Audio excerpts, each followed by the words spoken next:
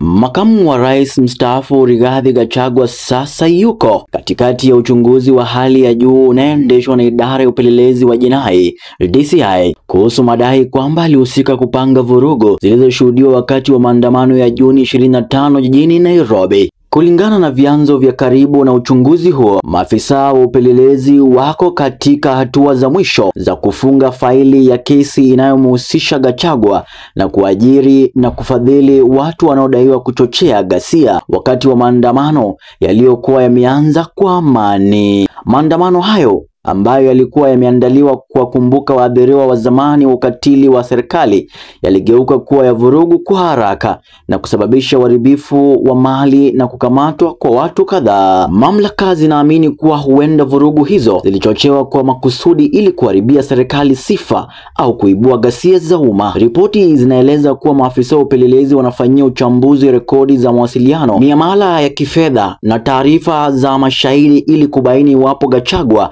aliratibu kuingizwa kwa magenge ya watu waliolipwa miongoni mwa waandamanaji.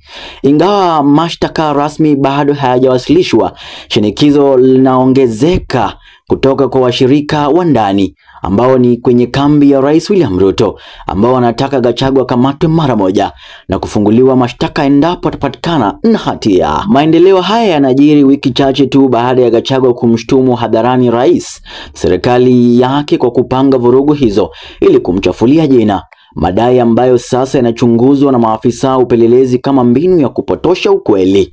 Wakati DCI ikikaribia kukamilisha uchunguzi wake, wachambuzi wa siasa wanasema matokeo ya uchunguzi huo yanaweza kuwa na athari kubwa kwa taswira ya upinzani na siasa za urithi wa urais mwaka 2027. Mbunge huyo wa zamani wa Mathira bado hajatoa kauli rasmi kuhusu madai haya mapya. Wakati huo huo, taifa linatazama kwa makini uchunguzi unapoingia katika hatua zake za mwisho. Jina langu ni Collins Kibaso na hii ni Elema TV.